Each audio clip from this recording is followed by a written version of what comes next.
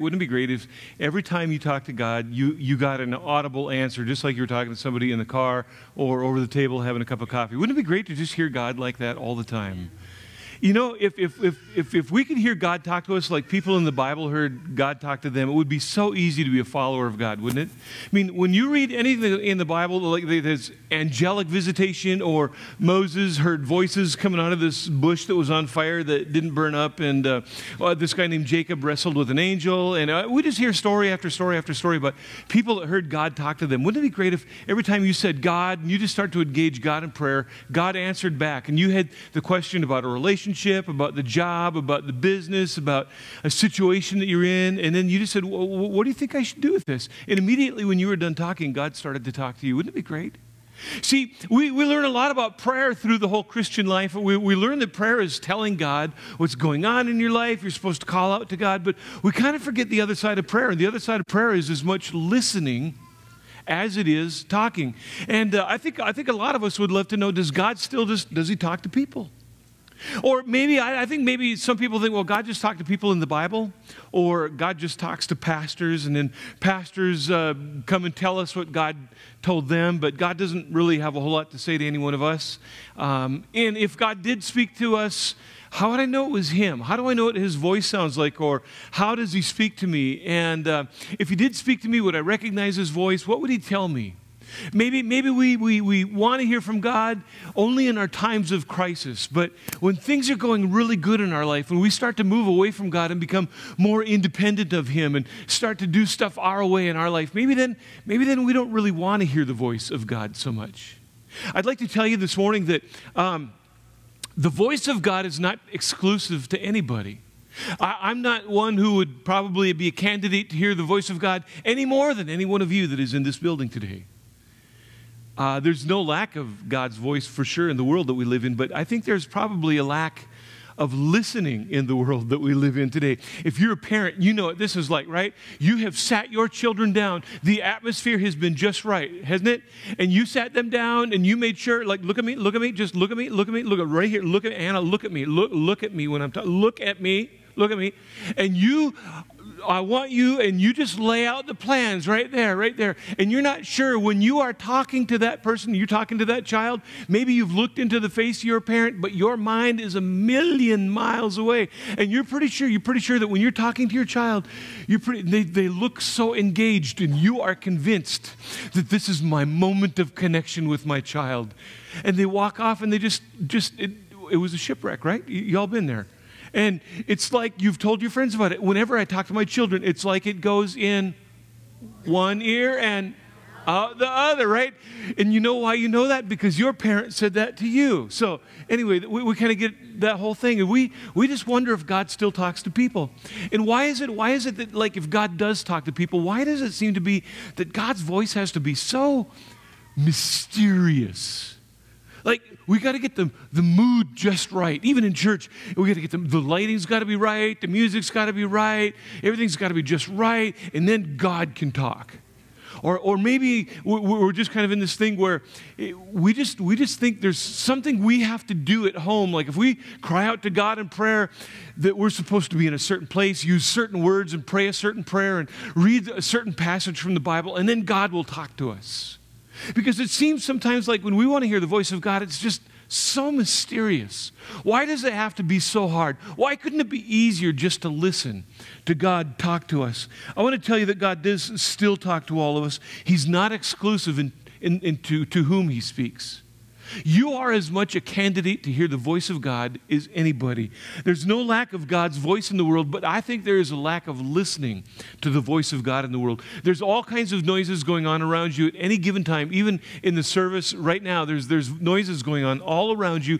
But listen, you're not hearing those noises. You're listening to me. You're listening to me, right? I mean, you're listening to me. You're listening. There's all kinds of there's air conditioners that are going on. There's children around you. There's all kinds of stuff going on. You're listening to me. You can hear the voice. You can hear the noises around you, but you're listening to me. And sometimes we just need to practice what it's like to listen to God. I think God speaks to us a lot, and we probably hear Him. We hear God's voice, but maybe the reason that we don't listen to Him is because sometimes, let's just be honest, God says things that we don't want to hear, right? I mean, let's just be honest. I don't want to hear that right now. I'm having fun when I'm in a crisis, when I'm at the bottom of the barrel, when things are in crisis mode for me, and I've run out of money, and I've run out of relationships, and I'm run out of marriage. Then I'll call on you. Then I want you to talk. Right now, things are going pretty good. They're going pretty good, all right? And we're afraid if God says something, he's going to say something that we don't want to hear.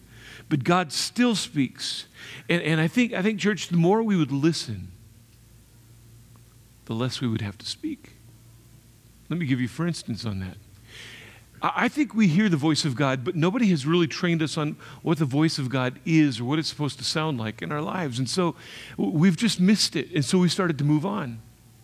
But if we would have listened to maybe common sense, if we would have listened to our conscience, if we would have listened to this gut feeling that we had, we wouldn't be in the marriage that we're in right now. Because right now you're in a marriage or you're in a relationship right now, and your prayers are a crisis prayer to God. You're screaming to God, what do I do? How do I get out of this? Change him, change her, change the circumstances. Maybe the situation you're in right now with money.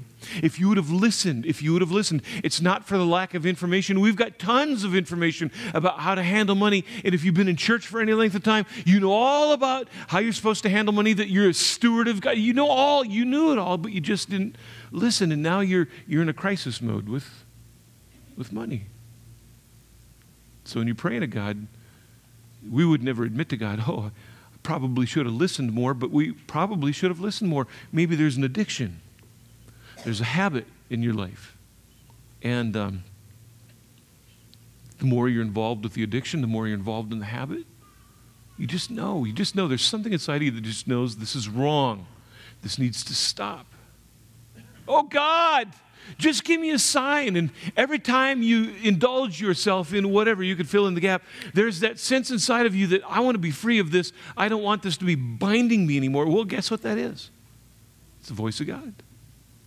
For some of you, if you would have listened more, you wouldn't be in the job that you're in right now. And for some of you, if you would listen better, you wouldn't be in the relationship you're in right now that you really question and wonder what you're supposed to do. If you had just listened better, if you would have been paying better attention. And you look back right now, if you look back on your life and some of the things that you regret, all of us have things for which we have regrets. And there are things that we're involved in maybe right now in our life. And look, the voice of God was everywhere. We just didn't know it was the voice of God. But listen, God talks to us in a lot of different ways that we don't really expect. For instance, your mama warned you. Your mama warned you, didn't she? Your mama warned you. Your daddy, he oiled up the shotgun and said, that boy is not right for you. That's the voice of God. I'm just saying, right? There was this conscience, there was this little voice inside of your head that said, this isn't right. In fact, people that I've talked to that have contemplated divorce or gone through divorce, I said, take me to your wedding day. Take me to your wedding day. And I don't even have to finish the sentence. And they'll say, I knew that I shouldn't marry that person. There was a gut feeling. There was this thing inside of you. It was your conscience. It was common sense.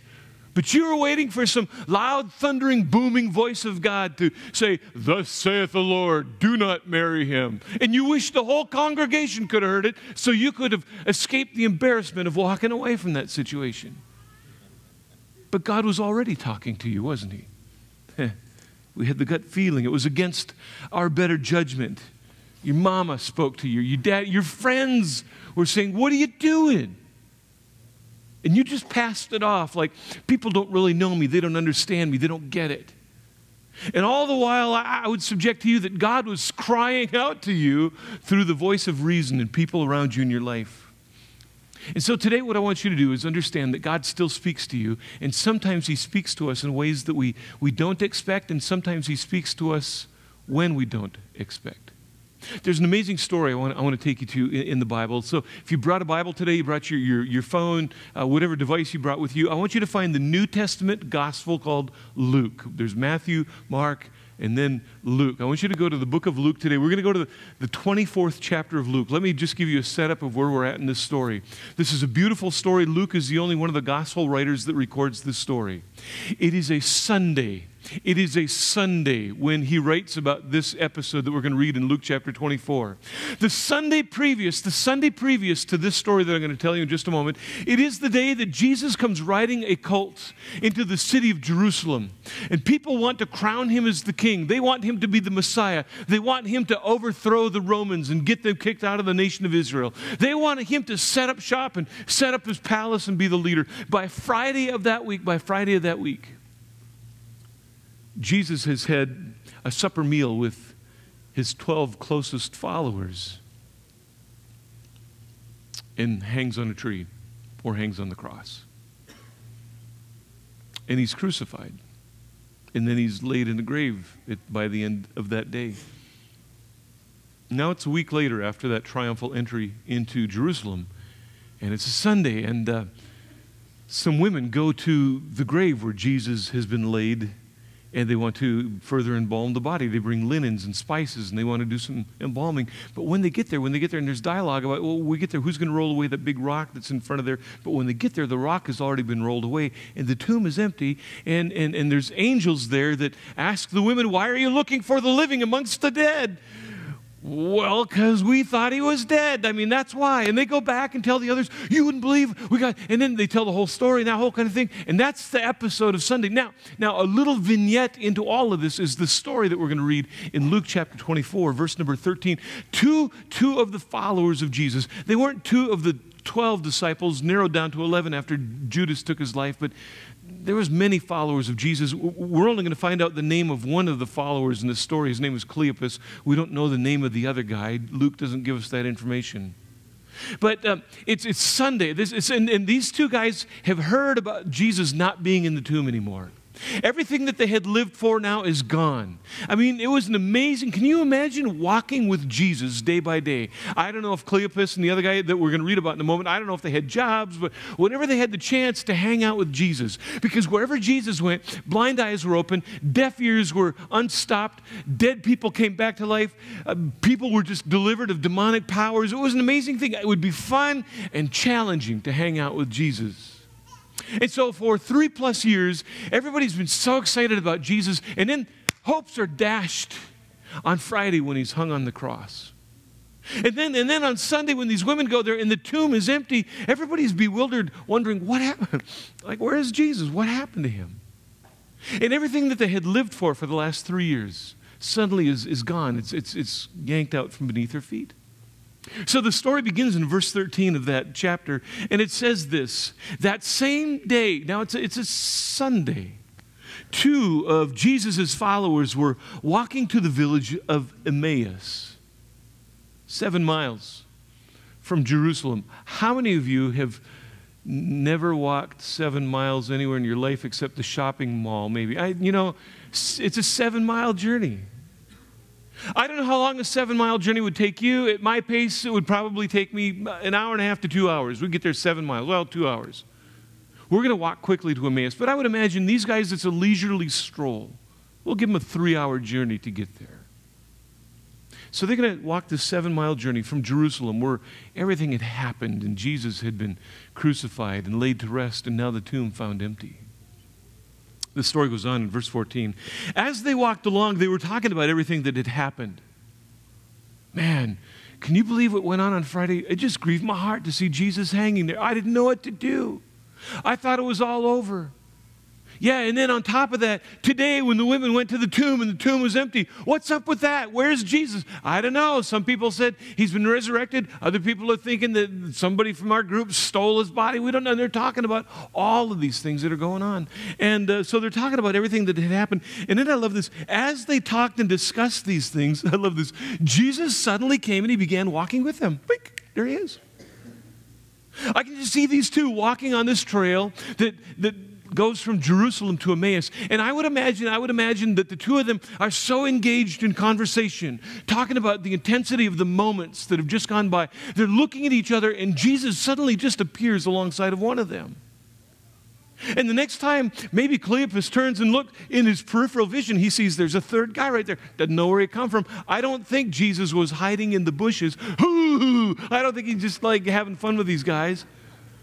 But he just suddenly appears there, and we see after the resurrection of Jesus, he did this on numerous occasions where he would just show up at places. Because Jesus can transcend physical matter. He's not limited to the space and time that we are. And it says very interestingly at the end of that verse, but God kept them from recognizing him. Well, if you're like me, you say, why? Don't know. I could speculate as to why. And commentators don't really even have an answer for that. But I think Jesus maybe was going to test them a little bit here. I think Jesus wanted to have a conversation. And had Jesus shown himself for who he was in that moment, it would have changed the rest of that journey to Emmaus. Maybe even the journey wouldn't have even happened. Because all of a sudden, if Jesus said, hey guys, it's me, it's Jesus, it would have totally changed the course of the next hours with Jesus. They would have been all excited about Jesus being there. They would have talked about different things. But Jesus, I believe, wanted to have a conversation with his two followers. I think, church, God sets us up in places in life sometimes so that we can have a conversation. That it's not one-sided from us to him, but also from him to us. The story goes on, verse 17. He asked them, what are you discussing so intently as you are walking along? They stopped right in the middle of the path. They stopped. With saddened faces, they just stopped right there. They stopped short, sadness written across their faces. The story goes on, verse 18. Then one of them, Cleopas, replied, well, you must be the only person in Jerusalem who hasn't heard about all the things that have happened these last few days. I mean, like it's Fox News, CNN, MSNBC, Twitter, Facebook, Periscope. I mean, the whole thing's just out there. I can't believe you haven't heard about it. And these guys are sad. They're sincerely sad because they think it's all done. Jesus plays with them a little bit. Verse 19. What things? Jesus asked. The things that happened to Jesus, the man from Nazareth, they said. He was a prophet who did powerful miracles, and he was a mighty teacher in the eyes of God and all the people. So they're kind of filling in Jesus a little bit here about what they've been talking about. And then one of the most profound statements is made in verse number 20. Look at verse number 20. But our leading priests and our religious leaders, not the prostitutes, not the tax collectors, not the sinners, not the bad people, the religious people, the pastors, handed him over and condemned him to death, and they crucified him. Oh. Verse 21 is a little in-depth insight into their hearts. We had hoped that he was the Messiah who had come to rescue Israel. This all happened 3 days ago. Like, where have you been for 3 days? Under a rock? I mean, you should have known all these things. Everybody's been talking about it. And we were really hoping that Jesus would have been the Messiah and just get those Romans out of there and like move into the palace and set up shop, but it didn't happen that way. In fact, the story goes on in verse 22. Well, some of the women from our group of his followers, they were at the tomb early this morning, and they came back with an amazing report.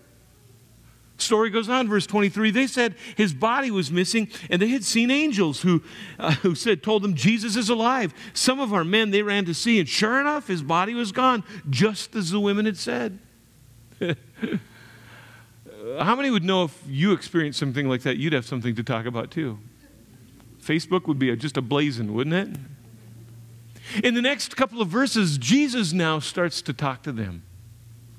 And he kind of has a rebuke or a little corrective language with them. And he says to Cleopas and the other disciple who remains unnamed, I can't believe you didn't believe everything that Jesus told you. I can't believe you didn't believe it. When he was here, didn't he tell you that this stuff was going to happen? I can't believe you didn't believe. We skip down to verse number 27. And then Jesus took them through the writings of Moses and all the prophets, explaining from the scriptures the things concerning himself. Can you imagine going to a Bible study with Jesus as the leader? Hey guys, let me tell you what this stuff means that you don't really understand in the Bible sometimes. And I don't know, Jesus starts telling the story of life, maybe starting back in the book of Genesis, talking about Moses, talking about the prophets. And in Isaiah talked about the one who is to come and he would bear our sorrows and all that. That was me. Can you imagine this? And I would just imagine that these guys are so engaged in conversation with Jesus. They're listening, just wrapped by every word that comes out of his mouth. And you know what it's like when you're traveling with somebody and the conversation is so interesting?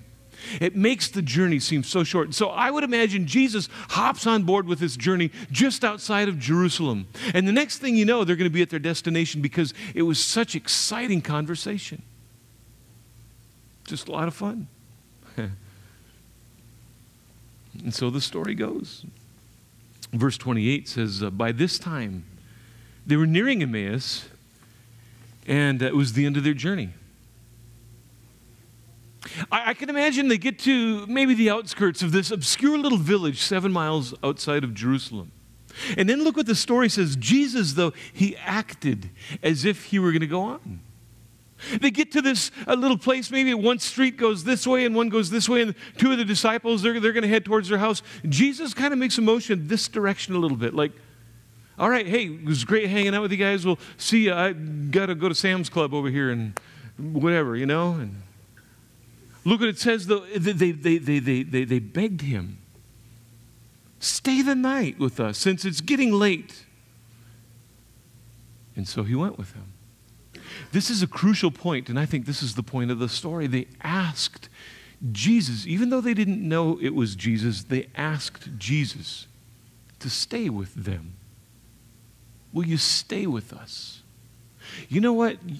I think we miss a lot of conversations with Jesus. I think we miss a lot of moments with Jesus. I think we miss hearing things from Jesus because we don't invite him to stay with us. Because we got a show to watch, we got to get to a destination, we got somebody that we need to meet, we've got something plugged into our ears, we've got something in front of our eyes. There is the consistency of noise in our life all the time. I've got plans, I got to get to a place, there's the next fun thing to do, I've got a schedule, I have an agenda, I've got to get a lot of stuff done before this day is over with, and we don't beg Jesus to stay with us because we don't make the time. But the two disciples did. I think that's a lot of the point of the story. That sometimes I think we miss God because God shows up in our life when maybe it's not convenient for him to show up in our life. Sometimes we miss God when he speaks into our life because he doesn't speak in the language that we expect him to speak. Sometimes I think we miss God because God isn't telling us what we want to hear. Well, Jesus goes to their house. Don't know who else was at the house. You can read the rest of the story and find out more information, but this is great. Look at verse number 30.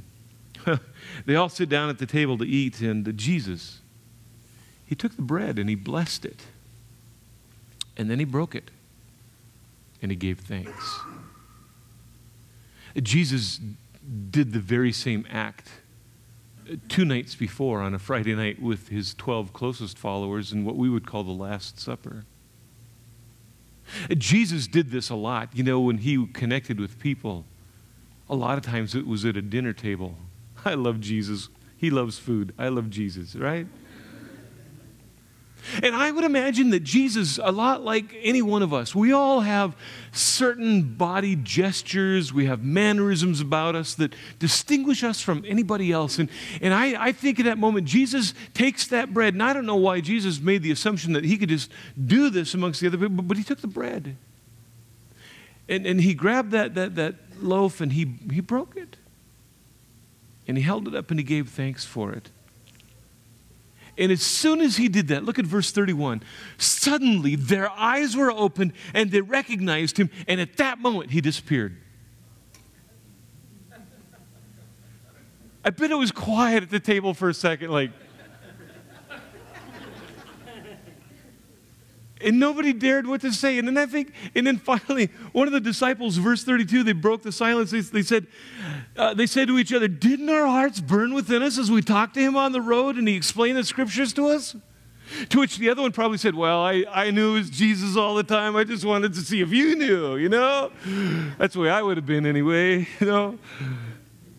Yeah, I was like, there was something in retrospect. It was the voice of God. We just didn't recognize it was the voice of God because we weren't looking for it there.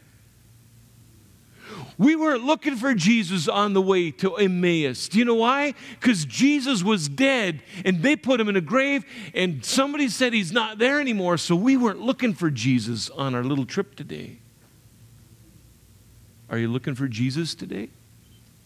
See, when you got out of bed this morning, you know, I got to get up, got to do my morning routine, got to get my coffee, got to check Facebook, got to get more coffee, got to get more Facebook. I have to put on my face, I have to put on my clothes, got to have more coffee. Let me check Facebook one last time, right?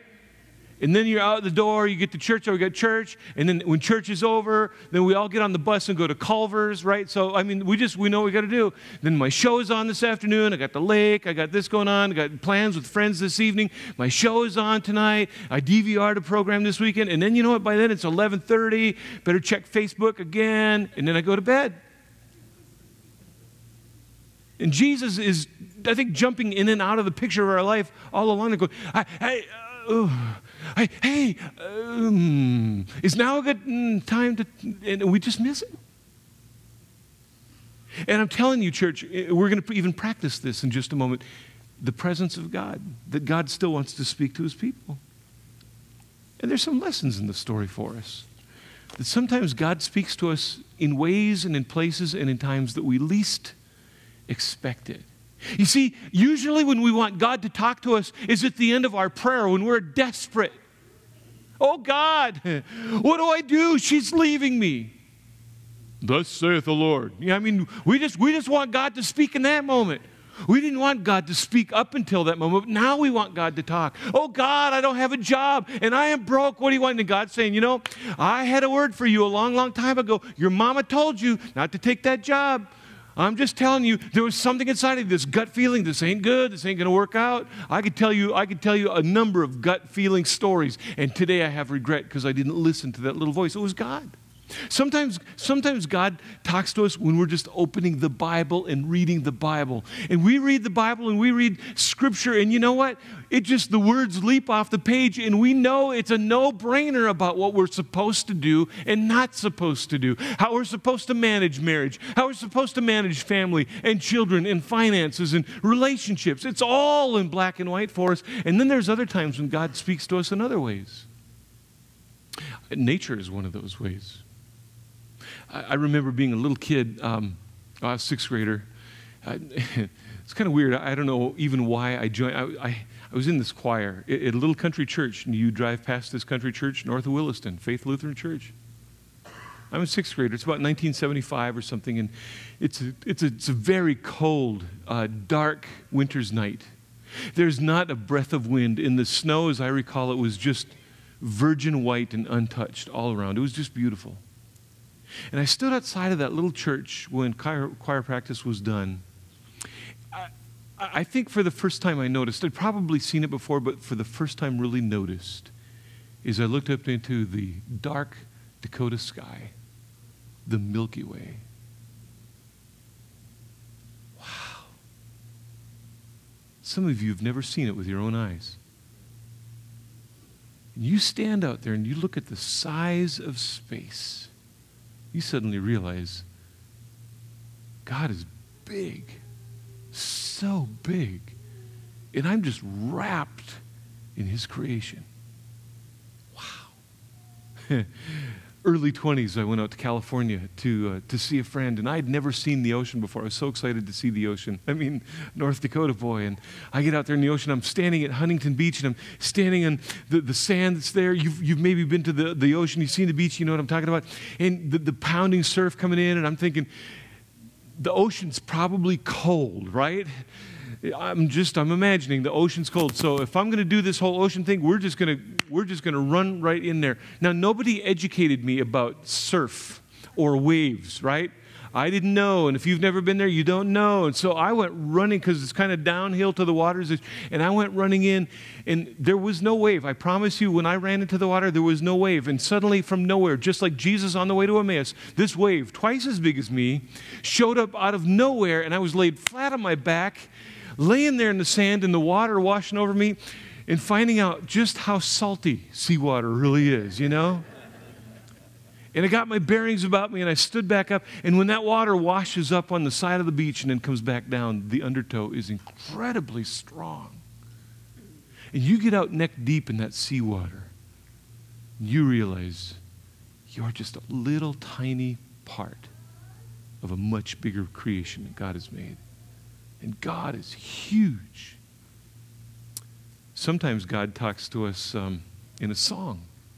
It's the lyrics in a song. It's just you driving down the road and you're in this circumstance, in this situation in life, and this song comes on the radio, and God just talks to you. It's like the words were just for me in this song. I'm pretty sure He doesn't speak through country music, but all other music, I'm thinking God can talk to you. Okay? Sometimes I'm telling you, it's a truth, it's a fact and a reality, that angels, which are messengers of God, still do divine visitations. In fact, in Hebrews chapter 13, you can read that says, a lot of times we entertain angels and we're unaware of it.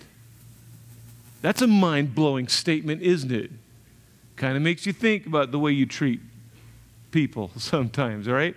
They might have been the one in line ahead of you at Walmart that you were, no, they were no angel. I'm just saying, all right, but sometimes angels still come and visit people. Sometimes, church, listen to me, God speaks to us in dreams. We read about it in Scripture that oftentimes God spoke to many people in dreams.